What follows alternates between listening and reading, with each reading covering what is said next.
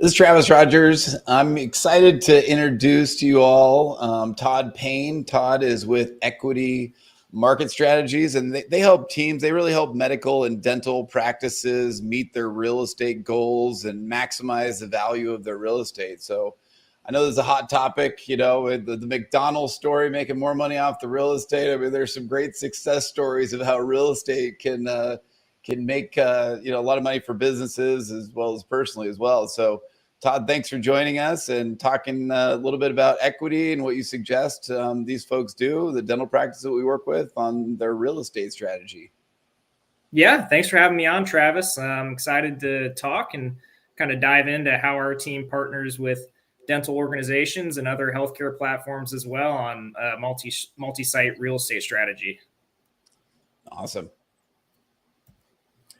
Yeah, I didn't realize until I got on. I need a haircut pretty badly, so apologize to all my friends watching. But yeah, no, this is huge. I mean, there's a lot of buzz in the industry. I mean, I know a lot of the DSOs do this well. You work with DSOs as well as private practices of all size, and so I guess maybe tailored a little bit for both audiences because a lot of the DSOs have their own real estate groups internally, right? So yeah, and we can partner alongside those real estate departments that are already in place, or our team can kind of act as a third party real estate department for organizations that comes with no overhead. So we can kind of do either or in any size, like you said.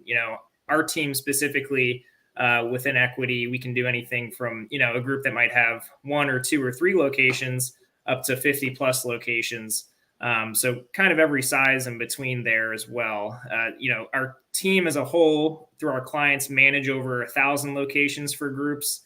And we kind of approach it a little bit different way than some national brokerage firms might. We try and use more of an analytical driven process to real estate decision making.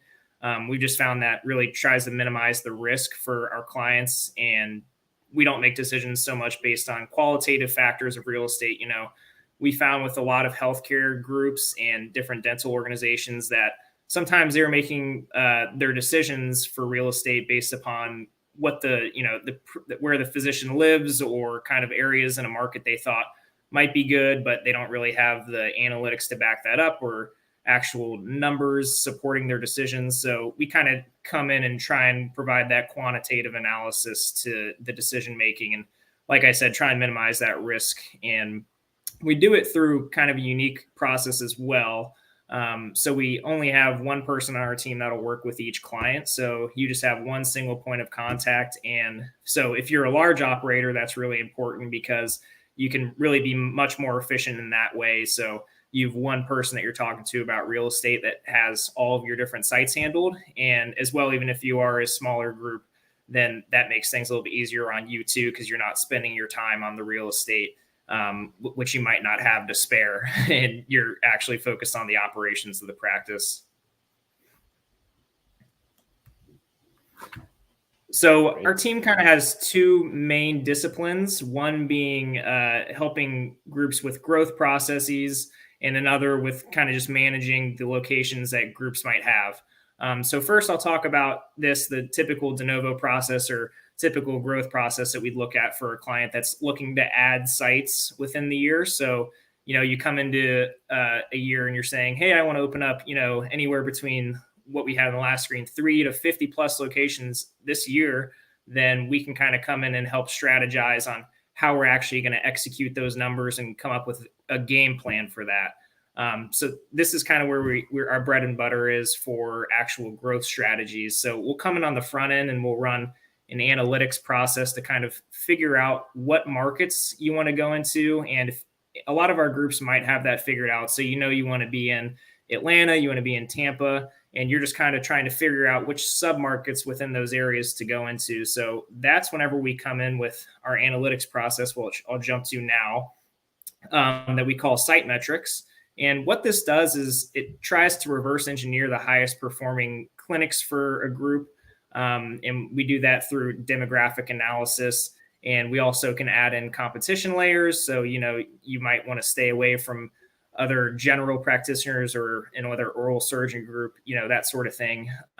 We can really put in a lot of different layers and variables to this analytics platform and score the different areas of a submarket and really figure out where you want to be. And from there, we go into kind of the more traditional real estate process where we're negotiating the LOI, we're doing site visits, we're negotiating the lease and helping through tenant improvements and build out and that sort of thing. So we just try and add a little bit more of a demographic and analytical piece to a typical real estate process and really try and be that strategic partner for a group that is looking to open multiple sites in an area and really want to hone in and minimize risk as much as possible by entering the area of a market that would, project to be the most successful for a new clinic. Yeah. That's great. I mean, every office needs to know that, right? Where is the best spot? Overlays of understanding the practices that are in the area, the volume, all those types of things. So many important things is location, right? Yeah, one of the most useful analytic pieces that we can use for our dental clients currently is something like pop per dentist. So how many people are there per dentist in an area? And that kind of lets you know how saturated that area of the market is and kind of where the most opportunity is. And we can, put this in a mapping program and kind of show you geographically as well where those areas are. And we'll have it through our Excel formulas too. So you can really see it through the numbers and see it visually as well, kind of where you might plan out, if you're looking at a market where 3 locations might go in this market.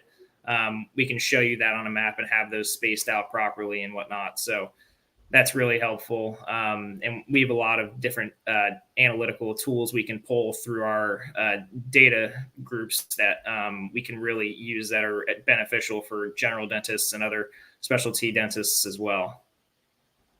That's great. Love it. Yeah. And then we also perform portfolio management for some of our larger clients.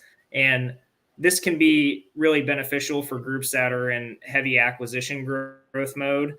And, sometimes whenever you're in heavy acquisition mode, then real estate's kind of put on the back burner whenever you're looking at acquiring a practice. And, we found a lot of clients that don't pay as much attention to that as they should. And when the time comes, they don't know when their lease is expiring or they don't know whenever they need to give renewal notice and they might want to relocate that clinic and miss a date. And so we kind of just really help stay on top of those things. And whenever it comes time for a lease expiration, we can help be that strategic partner and figure out, hey, this lease is coming up for expiration in 18 months. Are you looking at keeping this? How is the performance doing here? Do we need to relocate this clinic? That sort of thing. We can be that strategic advisor and really gain a lot of value for clients because we see a lot of dollars that are left on the table whenever it comes to a lease renewal, because a lot of groups will get behind, like I said, on their dates and they'll just exercise lease renewal options whenever they could be negotiating their lease renewal and achieving a lower rate. So they're saving dollars in rent, and they can also gain tenant improvement dollars so they can actually refresh their space and keep it fresh and that sort of thing. So we can just add a lot of value in that way where you might not have it otherwise, because real estate isn't a priority whenever it comes to heavy growth mode, because you're really worried about the operations of the practice, not so much the leases that you're taking on. And there's just a lot of value that's left on the table in that manner. Probably right now is a really good time to renegotiate lease terms. I was just in a dental practice last week, and I know they cut theirs in half by renegotiating their lease terms. So, yeah. And what we find is, what we find especially is that if a group's been in the same location for a number of years and they've exercised a few of their, lease renewal options, then they're paying quite above a market rent.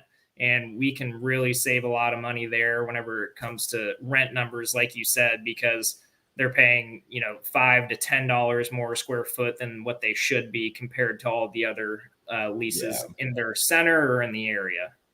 Yeah. Great to have that data. Yeah. But that's basically a general overview on our team. These are the 3 folks that kind of manage it all. Myself, Matt Lasky, and Patrick Wathen here at Equity. And you can reach out to any one of us. My contact info is here at the bottom of the screen. And like I said, we partner with healthcare organizations specifically, anywhere from 1 to 50 plus locations, and we assist in real estate and partner alongside you through the analytics piece as well.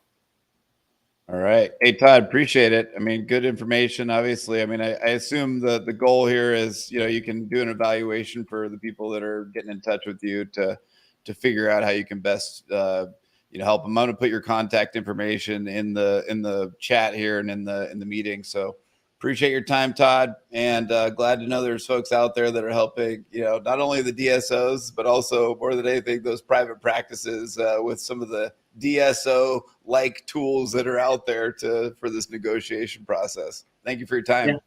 Yeah, exactly. Thank you so much, Travis. I appreciate your time as well. Thanks, buddy. Talk to you soon. Yep.